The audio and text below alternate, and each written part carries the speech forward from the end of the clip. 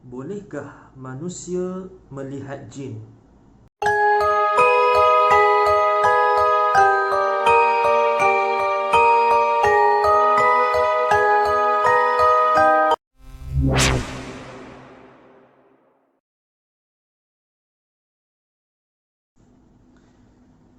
Bismillahirrahmanirrahim. Assalamualaikum warahmatullahi ta'ala wabarakatuh. Alhamdulillah, sidang penonton yang dirahmati Allah Ta'ala sekalian. InsyaAllah pada kali ini kita ingin berkongsi tentang satu persoalan atau permasalahan yang masih lagi menjadi perbahasan di kalangan kita umat Islam, tentang adakah manusia boleh untuk melihat jin. Alhamdulillah, di dalam tafsir Al-Qurtubi, dalam penafsiran ayat A'udzubillahi minasyaitonirrajim, innahu yarakum huwa wa qabiluhu min haitsu la tarawnahum. Ayat ini menjelaskan bahawa iblis dan golongannya dapat melihat kita manusia daripada arah yang kita tak boleh lihat mereka. Dalam penafsiran ayat ini, ulama telah khilaf, berbeza pendapat. Ada satu golongan yang menyatakan bahawa manusia sama sekali tidak boleh melihat jin, dan ada satu golongan lagi menyatakan bahawa manusia boleh melihat jin apabila Allah menghendakinya. Bila khilaf terjadi, maka hal ini kita boleh bincangkan dan kupaskan lagi. Tapi kalau satu-satu hal itu menjadi ijma', maka kita wajib untuk mentaati ijma' tersebut, kerana disiplin ilmunya, kalau seseorang Muslim itu membantah atau menentang ijma' tersebut, maka ia menjadi kafir. Alhamdulillah, saya secara peribadi memilih untuk menyetujui pendapat yang kedua, iaitu bahawa manusia boleh untuk melihat jin.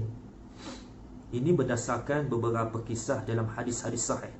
Kita pergi kepada satu cerita, satu kisah dalam hadis sahih, yang mana kisah ini kisah yang popular, bahawa pada suatu ketika Nabi SAW telah didatangi ifrit dan mengganggu baginda Nabi SAW untuk merosakkan solat baginda.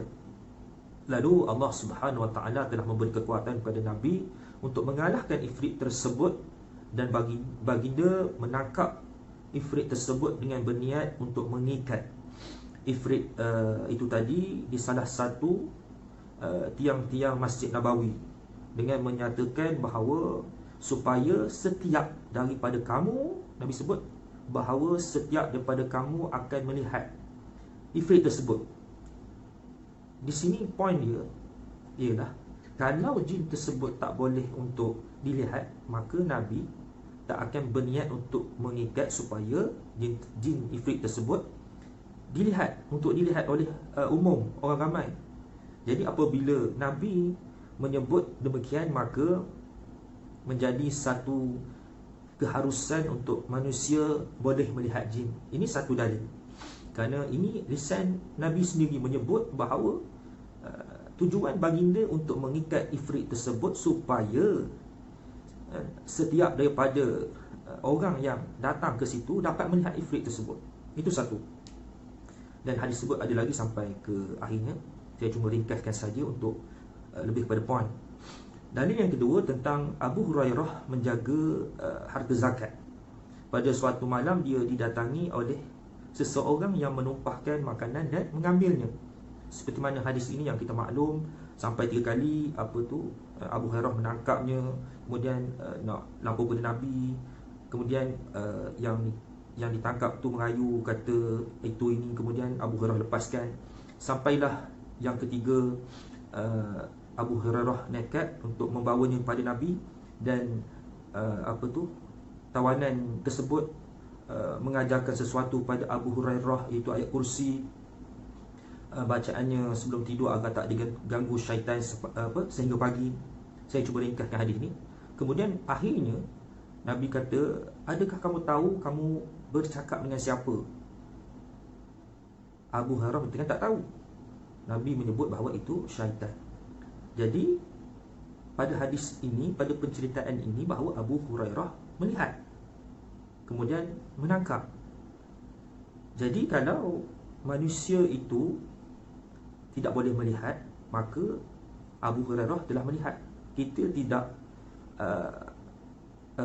mempersoalkan tentang dia menjelma atau tidak.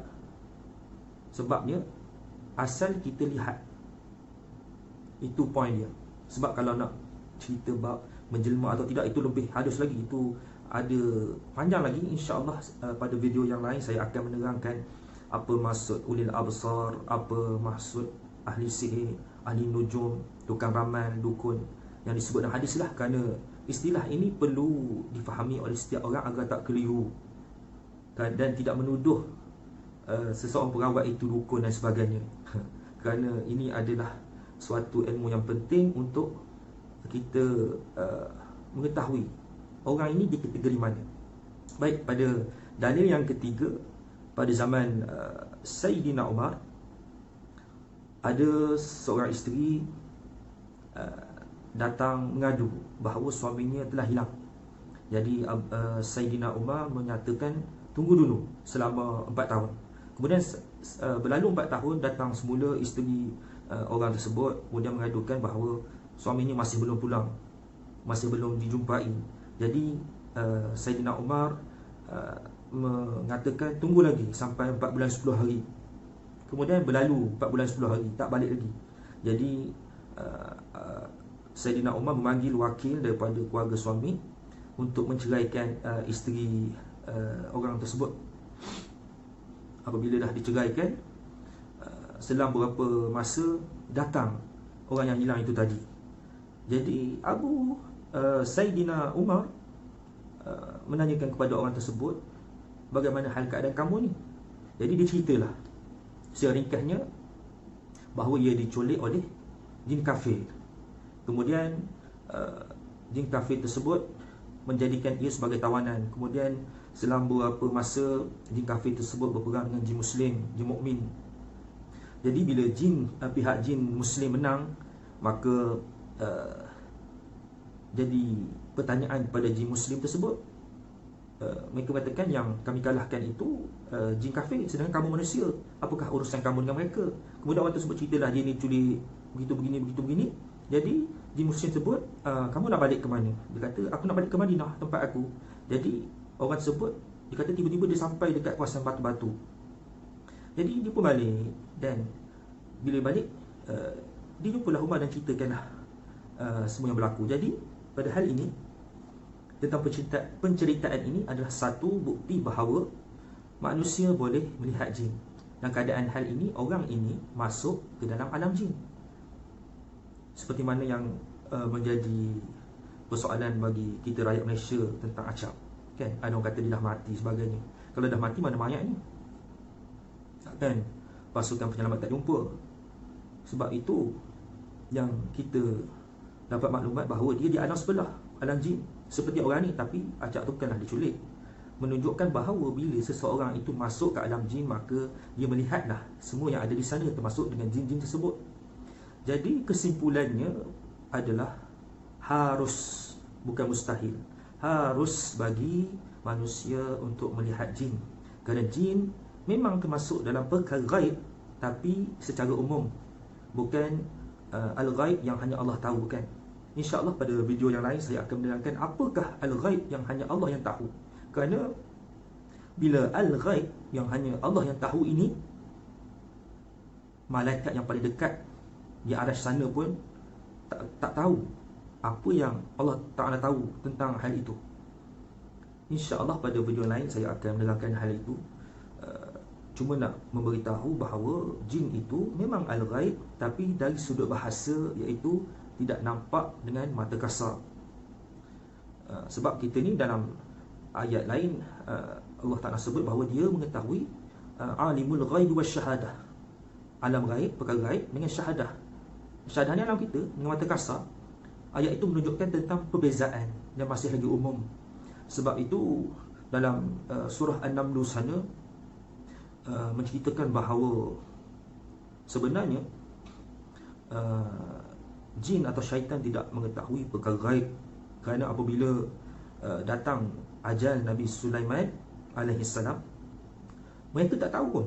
Sehinggalah anak-anak memakan tongkat, dan bila tongkat tersebut patah dan hancur, maka rebahlah mayat Nabi Sulaiman ke bumi. Maka ketahuilah oleh mereka bahawa Nabi Sulaiman telah meninggal dunia. Dan mereka berkata pada ayat itulah, kalaulah kami ini mengetahui perkara gaib, tidaklah kami ini duduk dalam pekerjaan yang menghinakan. Jadi jelas bahawa jin tersebut memang al-ghaib dari sudut bahasa, bukan dari sudut hakiki. Sebab tu kita kena faham al-ghaib ini maksud yang mana, bukan al-ghaib itu maksud yang sama. Alhamdulillah, sekadar itu dulu apa yang saya ingin sampaikan di sini ialah harus bagi manusia itu melihat jin, dan bukanlah mustahil dengan apa yang saya kongsikan tadi. InsyaAllah, semoga dengan kefahaman ini kita lebih lagi terbuka minda dengan perkara-perkara yang tidak nampak dengan mata kasar ini, dan lebih peka dengan permasalahan misteri di sekeliling kita. Kerana apabila dengan kaedah